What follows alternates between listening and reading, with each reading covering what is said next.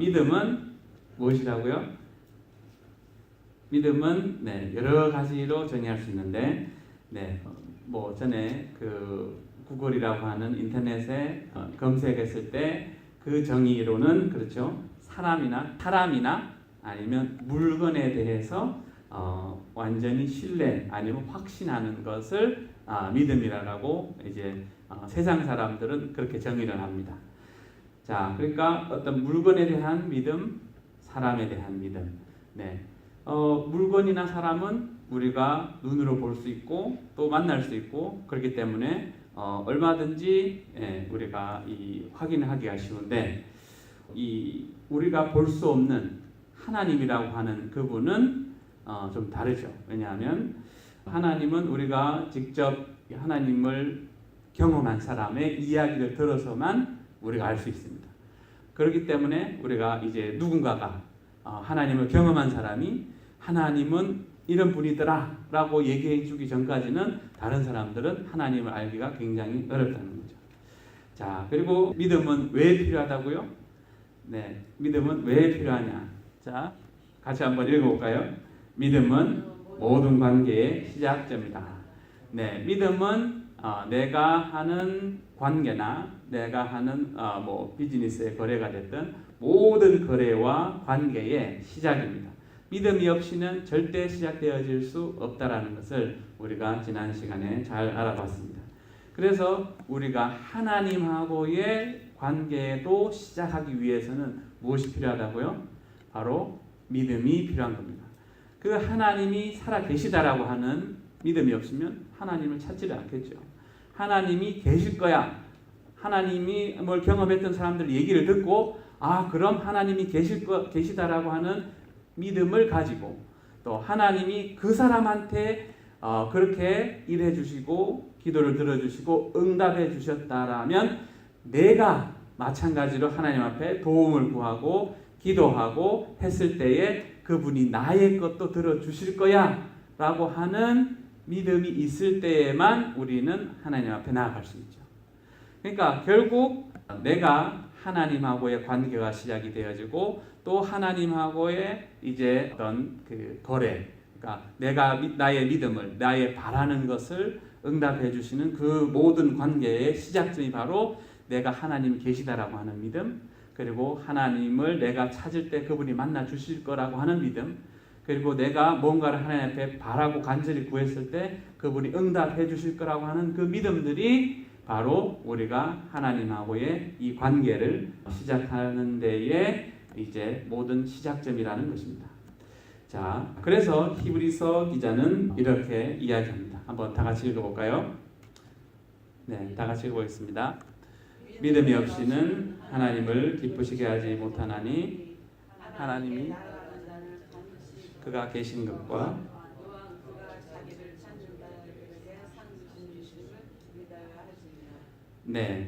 하나님을 대한 믿음이 없이는 하나님을 기쁘시게 할 수 없다라고, 그리고 하나님이 자기를 찾는 자에게는 상을 준다라는 것을 우리도 알아야 된다라고 이야기합니다.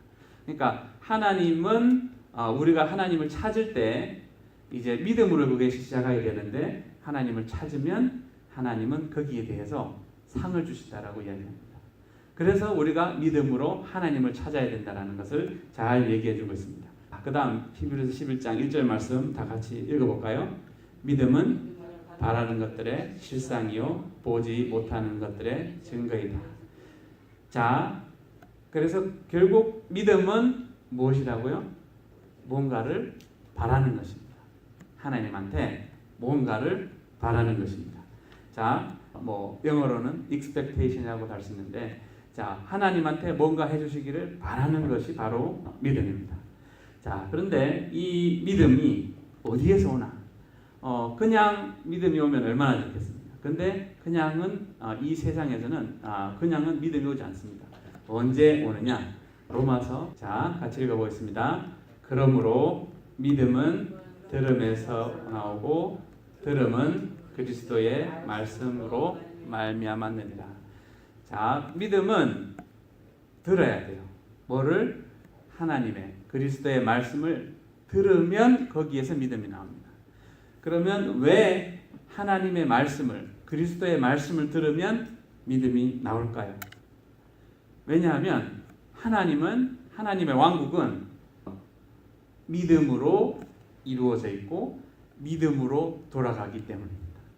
그러니까 하나님의 일하시는 모든 방식은 믿음으로입니다. 그러니까 믿음으로 하나님은 모든 우주 만물을 창조하셨고 그 믿음으로 온 우주 만물들을 붙들고 계시고 운영하고 계시다라는 겁니다. 그러니까 하나님의 모든 방식과 또 지금도 우리가 하나님 나라에서 무엇인가를 바라고 구하고 했을 때에 그것을 받을 수 있는 유일한, 이렇게 요즘 우리가 쉽게 이해할 수 있는 거로 하자면 세상에서 거래를 하기 위해서는 돈이 필요가 합니다. 그죠? 돈이 있어야 뭔가 사고 주고 사고 팔고 할 수 있습니다.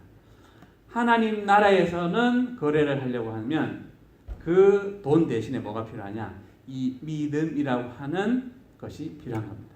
왜? 하나님 나라에서는 이걸로 다 이루어지고 있고 이것으로 돌아가고 있기 때문입니다. 자, 오늘 본문 말씀에 보면 이제 예수님께서 이 두로와 시돈 지방에 들어가신다라고 나오는데, 이제 다른 그 복음서에서는 보면 이제 수로보니게라고 하는 여인이라고 이야기합니다. 이제 이 수로보니게라는 데는 이제 그 한국말로는 수리아의 보니게라고 하는 지명을 이름을 붙여서 수로보니게라고 얘기하는데, 왜냐하면 이제 그 아프리카, 북부 아프리카 지역에 지금의 이제 리비아 지역에 그 보니게라고 하는 다른 지명이 있어서 안 헷갈리게 하려고 수로보니게라고 이름을 이제 붙였는데, 거기는 유대인들이 사는 곳이 아니라 그 이방인들이 그 위주로 사는 그러한 곳이었습니다. 이제 그곳에 예수님께서 가신 겁니다. 예수님께서 그 지방으로 들어가서 이제 다른 복음서에서 보니까 조용히 가셨대요. 그러니까 이렇게 알려지지 않게 가셨는데 22절에 보니까 어떤 가나안의 여자, 수로보니게 그 여인이 예수님이 왔다라고 하는 소식을 듣습니다. 그리고 예수님에 대한 이야기를 들었을 겁니다. 믿음은 어디에서 온다고요? 들음에서 온다 그랬죠. 들음은 그리스도의 말씀이라고. 들음에서 왔습니다. 이 여인이 예수님에 대한 이야기를 들었습니다. 들었을 때 이 여인은 믿음이 생겼습니다. 무슨 믿음이요? 자기 딸이 지금 귀신이 들렸어요. 그래서 귀신이 들렸으니까 얼마나 정말 지 마음대로 하고 또 그것을 지켜보는 엄마의 마음이 얼마나 아프고 힘들었겠습니까? 이거를 낫게 하기 위해서 무지 노력을 했겠죠. 근데 귀신 들린 것을 어떻게 낫게 할 수 있습니까? 방법이 없습니다. 그래서 이제 이 여인은 이 예수님에 대한 이야기를 들었고, 이 예수님이 그 근처 지역으로 온다라고 하는 이야기를 들었을 때 이 여인은 이제 믿음이 생겼습니다. 그래, 내가 예수님한테 나아가서 내 딸을 고쳐달라고 내가 부탁해야지. 그렇게 하면 고쳐주실 거야 라고 하는 믿음을 가지고 이제 예수님이 그 지나가시는 곳에 달려갑니다. 그러면서 소리 질렀다라고 얘기합니다. 소리 질러서 뭐라고 얘기했냐면, 주 다윗의 자손이여 나를 불쌍히 여기소서, 내 딸이 흉악하게 귀신 들렸나이다 하되. 자, 이 여인이 예수님이 다윗의 자손으로 왔다라고 하는 것도 알았고, 예수님이 귀신 들린 것을 낫게 해줄 수 있다라는 것도 알았다는 것을 보면 예수님에 대해서 얘기를 많이 들었다는 것을 알 수 있습니다. 그러니까 예수님에 대해서 우리가 이야기를 많이 듣고 많이 알수록 우리가 예수님에 대한 믿음이 자라나고 커질 수밖에 없다라는 걸 알 수 있죠. 우리가 성경을 통해서 예수님이 이런 거를 하셨고 하나님은 이렇게 일하시고 이럴 때 이렇게 하시더라고 하는 것을 알아가면 알아갈수록 우리는 하나님에 대한 믿음이 더 커져가고, 그 믿음이 나로 하여금 이제 예수님한테 달려가도록 만들어주죠. 기도하도록 만들어주고. 자, 이 여인도 마찬가지로 예수님의 그 이야기를 들었을 때, 그래, 내가 예수님한테 달려가서 내가 이 어려운 사정을 부탁하면 예수님이 반드시 들어주실 거야 라고 하는 그 이야기를 많이 들었어요. 그리고 나서 이제 예수님한테 나아가서 자기의 상황을 고합니다. 주 다윗의 자손 예수여 나를 불쌍히 여겨주소서. 저를 불쌍히 여겨주시라고. 그러면서 내 딸이 흉악하게 귀신이 들렸다라고. 그러니까 내 딸의 지금 상태가 이렇게 귀신 들려서 어렵고 힘든데 제발 예수님 도와주십시오라고 우리가 이 여인이 소리 질러서 간청하는데 오늘날로 치자면 우리가 예수님 앞에 정말 간절히 기도하는 모습을 라고 우리가 비교할 수 있을 겁니다. 자, 이 여인이 이렇게 간절히 기도하는데 예수님의 반응이 시원찮습니다. 그 다음 9절에 뭐라고 얘기하냐면 예수님은 한 말씀도 대답하지 않으신다. 그러니까 예수님이 그냥 침묵하고 계신 거예요. 이 여인은 예수님에 대한 믿음을 가지고 나와서 다윗의 자손 예수여 나를 불쌍히 여겨주소서라고 간구하고 있는데 예수님은 아무 반응을 안 하고 계세요. 그냥 못 들은 채 무시하고 계시다는 거로 우리가 알 수 있습니다. 그러면서 거기다 한층 더 떠서 제자들은 뭐라고 얘기하냐면 제자들이 와서 예수님한테 예수님 저 여자가 계속 쫓아서 시끄러워서 안 되겠는데 좀 쫓아보내주세요 라고 얘기합니다. 상황이 왜 이렇죠? 내가 예수님이 분명히 기도 들어주실 거라고 하는 믿음 가지고 와서 기도하고 있는데 예수님은 들은 채도 안 하시고 거기 제자들은 시끄럽다고 가라 그러고 이거 어떻게 해야 돼요? 근데 이 여인은 계속 예수님을 붙듭니다. 자, 그 다음 절에 보니까 이렇게 얘기합니다. 예수께서 이제 계속 그렇게 부르짖으니까 이렇게 얘기합니다. 예수께서 대답하여 이르시되 나는 이스라엘의 집에 어린 양 외에는 다른 데로 보내심을 받지 아니하였노라 이렇게 얘기합니다. 그 얘기는 나는 다른 이스라엘 백성들한테는 해줄 수 있지만 너한테는 못 해줘. 거절한 겁니다. 처음에는 예수님이 내 소리도 듣지 않고 무시하시더니 제자들은 시끄럽다고 쫓아보내라고 얘기를 하지 않나. 이제 예수님이 내가 간청하는데 나의 간청을 못 들어준다라고 거절을 하시는 겁니다. 여러분들은 어떻겠습니까? 여러분들이 하나님 이거 해주세요. 이거 정말 필요해요. 간절히 기도하는데 하나님은 아무 반응이 없습니다. 들은 채 만취하지 않습니다. 그리고 주위 사람들 그럽니다. 야 쓸데없는 거 기도하지 마. 되지도 않아. 이렇게 얘기합니다. 여러분 어떻게 하겠습니까? 근데 이 여인은 그래도 끝까지 예수님 그렇게 대답하니까 25절에 이렇게 얘기합니다. 여자가 예수께 와서 절하면서 철퍼덕 엎어져서 이렇게 얘기합니다. 주여 저를 도와주옵소서. 주여 저를 도와주소서. 아마 어떤 사람들은 이 단계까지도 못 왔을 겁니다. 하나님 앞에 기도했는데 안 들어 아무 답변이 없네. 그럼 말지 안 되나 보다. 라고 포기했을 수도 있고 어떤 사람은 아니 나는 너 기도 못 들어주겠는데 라고 하는 두 번째 단계에서 그러면 하나님은 그런 분 아닌가 봐 하고 끝났을 수도 있을 겁니다. 대신에 자기가 바랐던 것들이 이루어지는 것을 경험하지 못했을 겁니다. 근데 이 여인은 예수님 그렇게 답변하니까 바로 달려와서 예수님 무릎 앞에 그냥 완전히 엎집니다. 엎어져서 주여 저를 도와주소서. 주여 저를 도와주소서. 계속 이야기했을 겁니다. 그러니까 이제 마지막 단계의 시험이 나옵니다. 예수님이 뭐라고 얘기하냐 이렇게 얘기합니다. 대답하여 이르시되 자녀의 떡을 취해서 개들에게 던짐이 마땅치 아니하니라. 그 이야기는 이 여인 그 이방 족속들을 그 당시 유대인들은 개라고 불렀습니다. 왜냐하면 그들의 삶의 방식이나 어떤 문화적 이런 것들이 정말 성경에 안 맞는 것들이 워낙 많았기 때문에 개들이라고 불렀는데 예수님이 나보고 개라고? 어떤 사람들은 아마 이 단계에서 많이 넘어졌을 거라고 생각이 됩니다. 예수님이 자녀한테 줘야 될 떡을 개한테 주는 게 마땅치 않다라고 이야기합니다. 아마 어떤 사람은 요즘 같았으면 그럴 수도 있습니다. 당장 그 사람 고발해. 인종차별이야. 아니면 성차별이야. 이런 식으로 아마 예수님이 고소를 많이 당했을 수도 있을 것 같습니다. 그런데 이 여인이 정말 얼마나 그거 원하는 게 간절했는지 이 상황까지도 뛰어넘게 만듭니다. 자기 보고 개라고 얘기하는데 어떤 사람들은 뭐 내가 개라고? 개 눈에는 개만 보인다 그러더니 내가 개라고? 그러면서 화내고 갔을 수도 있습니다. 근데 만약 그랬다면 그 사람의 원함은 들어지지 않았을 겁니다. 그리고 평생 자기 딸은 귀신 들려서 고통당하는 것을 보면서 부모로서 마음 아파하면서 살았어야 됐을 겁니다. 근데 이 여인은 정말 자기 그 딸이 낫기를 원하는 그 간절한 마음에 정말 이렇게 지혜롭게 대답합니다. 여자가 이르되 주여 옳소이다. 그 말이 맞습니다. 우리가 정말 그 유대인들이 부르는 개라고 하는 그 표현이 맞습니다.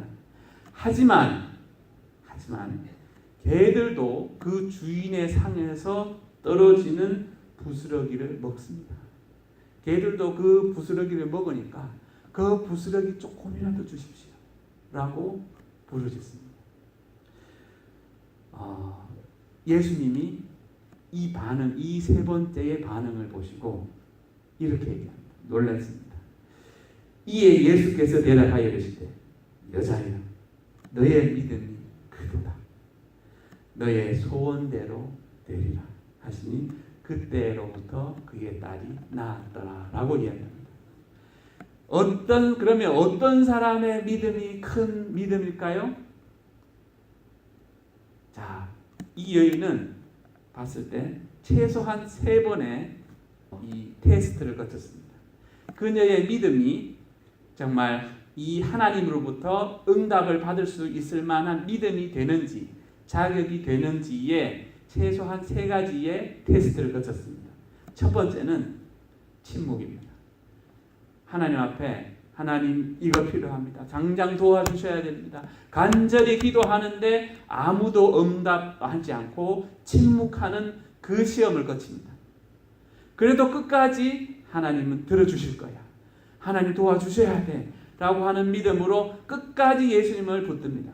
다윗의 자손 예수, 나를 불쌍히 여기소서, 내 딸을 불쌍히 여겨주소서라고 계속 예수님한테 붙들 때 두 번째 시험이 옵니다. 뭐라고 하냐면 나는 너의 기도를 들어줄 수 없어 라고 하는 시험이 옵니다. 나는 이스라엘 백성들을 위해서 왔지 너희를 위해서 오지 않았어 라고 하는 두 번째 시험이 그녀가 겪어야 될 시험이었습니다. 쉽지 않았을 겁니다. 아니 하나님이라면서 어떻게 그럴 수가 있어? 하나님은 기도하면 들어준다 그랬으면서 어떻게 이렇게 얘기할 수 있어? 라고 할 수 있습니다. 그러면서 포기했을 수도 있습니다. 아마 그런 경험을 우리도 많이 하고 해왔을 수도 있습니다. 그런데 이 여인은 거기서 끝내지 않습니다. 끝까지 예수님은 나를 도와주실 수 있고 나의 기도를 들어주실 거야 라고 하는 그 믿음이 예수님을 끝까지 붙들게 합니다. 이제 3번째의 시험을 당합니다. 뭐라고요? 나는 개들에게 이 떡을 주러 오지 않았다. 자기를 개라고 부릅니다. 자기 민족을 거기에 사는 이방인들을 개라고 부릅니다. 그런데 아마 오늘날에는 아마 이런 얘기를 들으면 많은 사람들이 실족하고 넘어질 것 같습니다. 왜? 그러면 이거는 차별이네, 뭐 어떤 애 저떤 애 하면서 인격 모독이네 이러면서 아마 예수님한테 쌍욕하고 갈 겁니다. 아마 그런 경우가 많이 있지 않을까 싶습니다. 그런 상황인데도 자기를 개라고 부르는 상황. 그 상황인데도 이 여인은 지혜롭게 대답하는 이 모습이 정말 이 말씀을 준비하는데 제가 참 마음에 감동이 오더라고요. 이 여인의 믿음이 정말 대단한 믿음이구나. 이런 상황까지 끝까지 참아내는 믿음이 정말 대단한 믿음이라고 하는 참 그런 마음이 찡했는데, 오늘날 우리는 정말 이 여인과 같은 믿음이 필요한 시대에 살고 있습니다. 자, 이 여인이 정말 예수님한테 칭찬을 드리죠. 너의 믿음이 크도다. 예수님이 믿음이 크다라고 하는 사람을 딱 2번 이야기했습니다. 그 중에 한 사람이 이 수로보니게아 여인입니다. 이 여인이 정말 이런 믿음을 가지고 예수님한테 나왔기 때문에 그녀가 원했던 대로, 그녀가 바랬던 대로 자기의 딸은 나음을 얻었고 고침을 받았습니다. 이 시험과 이 3가지의 어려운 상황들을 다 모면해냈을 때 이 여인은 정말 예수님이 누군지를 알았고 하나님이 어떤 능력을 행하시는 줄을 분이라는 것을 알았고 그분을 경험했습니다. 그랬을 때 이 여인의 삶이 바뀌었을까요? 안 바뀌었을까요? 저는 분명히 바뀌었을 거라고 생각합니다. 이 여인이 이제 그 믿음을 통해 가지고 오늘날도 이 성경책에 기록이 되어져서 예수님이 믿음이 크다라고 칭찬한 사람 중에 한 사람으로 성경책에 기록되어져 있고 저는 하늘나라에서도 이 여인의 믿음이 크다라고 인정받는 사람이라고 믿습니다. 자, 우리가 이 이야기를 보면서 이제 예수님은 여러 다른 상황에서도 보면 믿음이 작은 자요, 믿음이 없고 패역한 세대요 라고 하면서 모든 것을 믿음으로 결부시켜서 말씀하시는 것을 보게 됩니다. 자, 이 믿음이 뭐가 그렇게 중요하길래, 뭐가 그렇게 대단하길래 예수님은 이렇게 믿음을 계속 강조하실까요? 자, 아까도 얘기했지만 믿음은 뭔가를 바라는 것이고요. 믿음은 이제 하나님이 계시다라고 하는 것을 믿을 때에 우리는 그 하나님을 만날 수 있는 시작이 됩니다. 그리고 우리가 그 하나님을 만났을 때 아까 히브리서 11장 6절 말씀처럼 하나님이 살아계시다라는 것을 믿고 그분을 찾는 자에게는 보상을 해주시는 분이다라고 이야기했는데, 자, 이 수로보니게아 여인은 이제 예수님 이야기를 들었고 그 믿음이 생겼고 이제 이 예수님한테 나아갔을 때에 예수님을 찾았을 때, 그 하나님을 찾았을 때 보상을 받았죠. 무슨 보상을 받았습니까? 자기의 딸이 귀신 들린 것에서 낫는 보상을 받았습니다. 또한 저는 이 여인이 하나님이 어떤 분인지를 알게 되는 보상을 알았다라고 믿습니다. 아마 그 여인이 자기가 지금껏 인생의 목표로 해왔던 것, 이것을 위해서 살아왔어야 돼. 돈을 위해서, 명예를 위해서, 성공을 위해서, 아니면 명성을 위해서라고 살았는 것이 다라고 생각했을 수도 있는데, 이제 이 예수님을 만나서 정말 그 예수님의 능력, 곧 하나님의 능력을 경험했을 때에 아마 이분의 인생의 목표는 완전히 바뀌어졌을 거라고 믿습니다. 자, 우리가 왜 예수님을 만나고 하나님을 만나야 된다고요? 왜냐하면 하나님이 바로 우리를 창조하신, 그리고 지금도 온 우주 만물을 붙들고 계시고 다스리시고 통치하시는 그 하나님 아버지이기 때문에 우리가 만나야 됩니다. 자, 그래서 우리가 이 이야기를 통해서 우리는 생각을 해봐야 됩니다. 어떤 믿음을 우리가 가져야 되는지. 자, 유대인들, 특히 이제 이스라엘 사람들은 이제 이런 그 생각을 가지고 있더라고요. 뭐 어떤 생각이냐면 마태복음 7장 7절 8절에 보면 예수님 이런 말씀을 하십니다. 구하라, 그리하면 너희에게 주실 것이요. 찾으라, 그리하면 찾아낼 것이요. 문을 두드리라, 그리하면 너희에게 열릴 것이요. 구하는 이마다 받을 것이요, 찾는 이는 찾을 것이요, 두드리는 이에게는 열릴 것이다 라고 이야기합니다. 여기서도 보면 어떻습니까? 3가지가 나오죠. 구하라, 그리고 2번째는 찾으라, 3번째는 두드리라. 유대인들은 이렇게 그 자녀를 교육시킬 때 그렇게 한다고 얘기합니다. 그 부모한테 엄마 이거 사주세요, 나 이거 꼭 필요해요 라고 얘기하면 첫 번째는 안 사준답니다.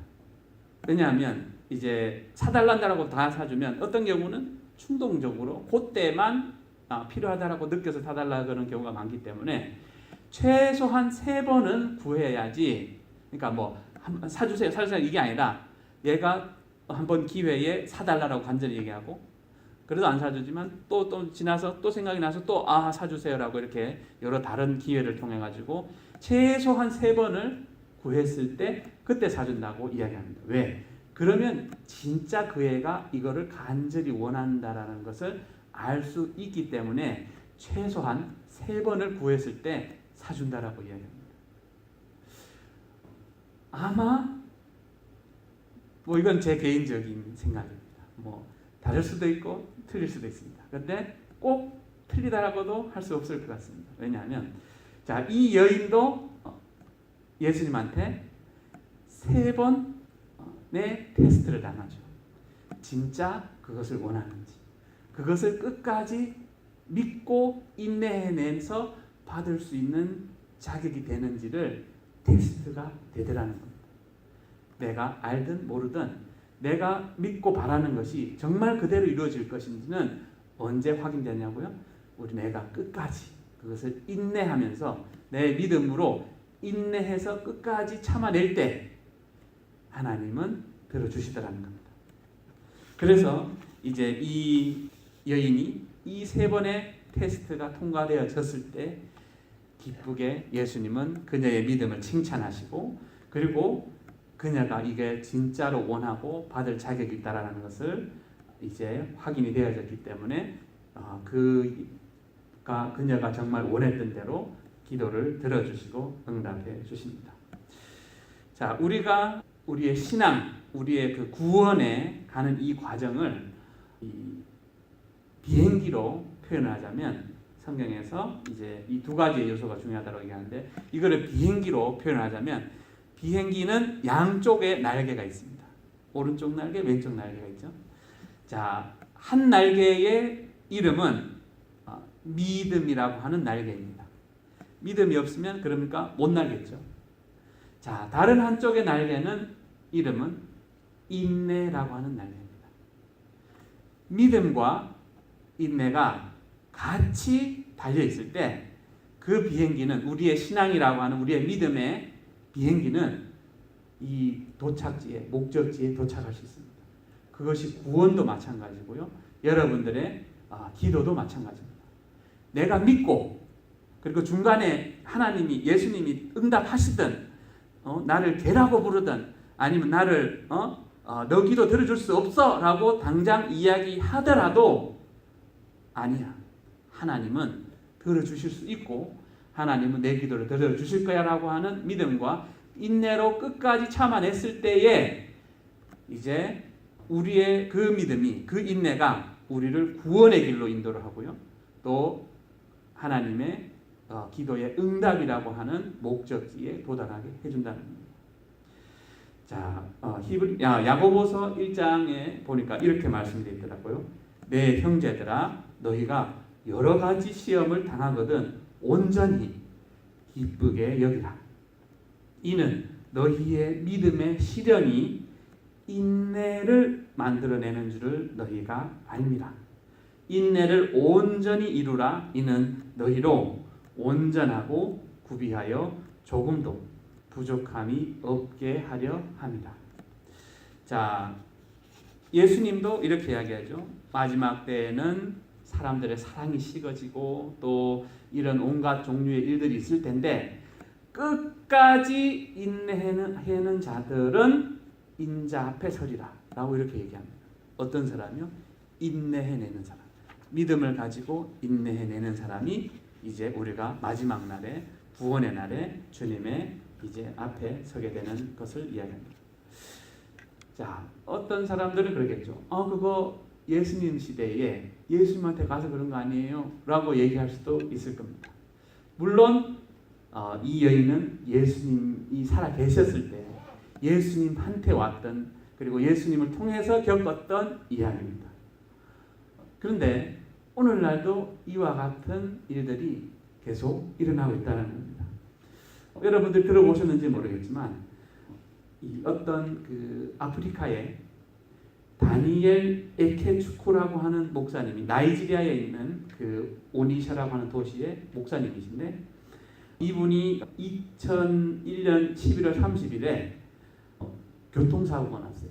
차를 한 20년 된 차를 끌고 가다가 브레이크가 고장이 나가지고 다른 사람들 몇 명 타고 있었는데 차가 사고가 나가지고 이분이 거의 현장에서 죽었어요. 그래가지고 이제 의사 사망 진단서를 받고 그리고 시체 염해가지고 시체 보관소에 놔뒀어요. 근데 이 목사님의 부인이 사모님이 믿음이 정말 대단하신 분이에요. 이분이 이렇게 생각했어. 지금 우리 남편이 가면 안 되는데 하나님이 아직 하실 일이 많은데 라고 하는 생각이 딱 들었어요. 그래가지고 이제 자기 남편은 벌써 이제 시체 보관소에 한 3일 정도 됐는데 시댁 식구랑 싸움이 일어났어요. 뭐라고 일어났냐면, 야 빨리 장사해야지 왜 저렇게 내버려둬. 근데 이 사모님이 이렇게 생각이 들었어요. 하나님의 임재가 강한 곳에 내 남편을 데려가면 하나님이 내 남편 살려줄 거야 라고 하는 믿음이 생겼어요. 그래서 어떻게 할까 생각을 했는데, 그 당시에 이제 그 독일에서 이 선교사로 아프리카에 오신 분 중에 레인하드 봉케라고 하는 아주 유명한 목사님인데, 그분은 아프리카에서 이렇게 한번 집회를 하시면 거기 아프리카에는 뭐 강당 이런 게 없으니까 평지에 그냥 쫙 깔아놨는데 모이면 한 100만 명 모이는 집회를 하시는 이제 선교사님이신데, 그분이 나이지리아 근처에 그 자기 도시로 온다라는 것을 들었어요. 그래가지고 그래, 내가 저분이 와서 집회하는 그곳에 내 남편 데려가면 하나님 살려주실 거야 라고 하는 믿음을 가지고 자기 시댁 식구랑 싸웁니다. 3일 됐는데 그 관을 끌고 집회에 가겠다라고 하는 그 사모님하고 말도 안 된다라고 하는 그 시댁 식구들하고 싸움이 벌어집니다. 너 미친 거 아니냐? 벌써 죽은 지 3일을 했는데 의사가 죽었다고 소견했고 심장도 멈췄고 시체 염까지 다 했는데 어딜 데려가? 라고 하는 시댁 식구가 아니야, 하나님 살려주실 거예요 라고 하는 믿음을 가진 이 여인이 싸운 끝에 그럼 네 마음대로 해. 그래서 그 관을 끌고요, 그 교회 집회하는 데 끌고 갑니다. 집회 끌고 가는데 이제 그 나이지리아 같은 경우는 막 그 방분들이 이제 이렇게 그 테러하고 이런 게 많아가지고 교회 건물에 들어갈 때는 관에다 넣어갖고, 그러니까 박스 같은 데 넣고 갈 수가 없대요. 그래가지고 이제 보통 그런 큰 건물에서 집회 같은 걸 하면 그 군인들이 이제 보초를 서서 이제 이 그런 총기나 이런 걸 못 갖고 들어가게 막아준다고 얘기하더라고요. 그런데 이 사모님이 관체로는 못 끌고 들어간다고, 왜냐하면 무기를 숨길 수도 있고 안 된다라고 해가지고 자기 남편 시체를 데리고 그 교회 지하실로 들어갑니다. 그래서 지하실에서 이제 있는데, 이제 그 레이나드 봉케 목사님 그 강당에서 설교하고 계신데 뭐 그런 것도 몰랐다고 그러시더라고요. 근데 이제 마지막에 막 말씀을 딱 선포하고 계신데 이분이 깨어나신 거예요. 그게 CCTV에 그대로 찍혀 있더라고요. 네, 다음에 기회 되면 한번 보여드리겠습니다. 그렇게 해가지고 그 사모님의 그 믿음이 죽은 지 3일 됐는데 그 남편을 살립니다. 그러면서 이분이 이제 책으로도 나오고, 이분 이야기가 책으로도 나오고, 그러면서 이분이 다시 깨어나가지고 너 죽었어라고 사망 진단서 내려준 그 의사한테 가서 인터뷰도 하고, 자기 시체를 이제 해서 보관하고 있던 그 보관소 담당자도 만나서 인터뷰도 하고 한 그런 이야기가 있습니다. 물론 이분 말고 또 많은 이야기들이 있는데 가장 그래도 최근에 있었던 이야기고, 또 이 CCTV라든지 이런 증거들이 다 있는 자료이기 때문에 우리가 알 수 있는데, 자, 그러면 예수님 시대에만 있었을까요? 아니면 오늘날도 똑같이 있을 수 있다라는 이야기일까요? 우리는 쉽게 그거 뭐 예수님이나 됐으니까 그렇게 해준 거 아니야? 라고 치부하고 뭐 오늘날 그런 거 없어 라고 생각할 수도 있습니다. 근데 히브리서 13장 8절 말씀 보니까 예수님은 어제나 오늘이나 영원토록 변함없으신 분이라고 이야기합니다. 오늘 여러분들은 우리는 무엇을 믿고 있습니까? 무엇을 바라고 있습니까? 하나님이 들어주시지 않는 것 같습니까? 하나님이 너 기도를 못 들어주겠대 라고 하십니까? 아니면 여러분 정말 이 수로보니게 얘기처럼 개라고 하는 표현을 듣습니다. 성경에 나오는 어떤 인물들도 이제 예수님을 만나고 하나님의 놀라운 능력을 경험한 사람들은요, 다 그 시험을 이겨낸 사람들이더라고요. 뭐로? 믿음과 인내로 그것을 겪어냈던 사람들만이 이제 그 하나님을 만나고 그 하나님을 경험했다라는 것을 이야기해주고 있습니다. 자, 우리 시간 다 같이 기도하겠습니다. 네, 사랑해 주님 감사합니다. 네, 정말 주님은 지금도 살아계시고 또 온 우주 만물을 지금도 붙들고 계시고 온 우주 만물을 말씀으로 지금도 다스리시고 통치하시는 분이심을 믿고 감사드립니다. 주님, 우리의 믿음 없음을 용서하여 주시고 주님, 우리의 불신앙을 용서하여 주옵소서. 믿음은 들음에서 난다라고 했고 들음은 그리스도의 말씀으로 말미암았다라고 했는데 주님, 우리가 정말 이 여인처럼 주님의 말씀을 사모하여서 말씀을 통하여서 하나님에 대한 믿음이 더욱더 강하게 자라나고 더 커질 수 있도록 주님 도와 주옵소서. 주님, 우리가 혹시나 정말 그거는 그때만 예수님 시대에만 있었던 거야 라고 우리가 정말 잘못된 판단을 하고 또한 그것을 믿지 않는 우리의 마음이 있었으면 이 시간 회개하오니 용서하여 주옵소서.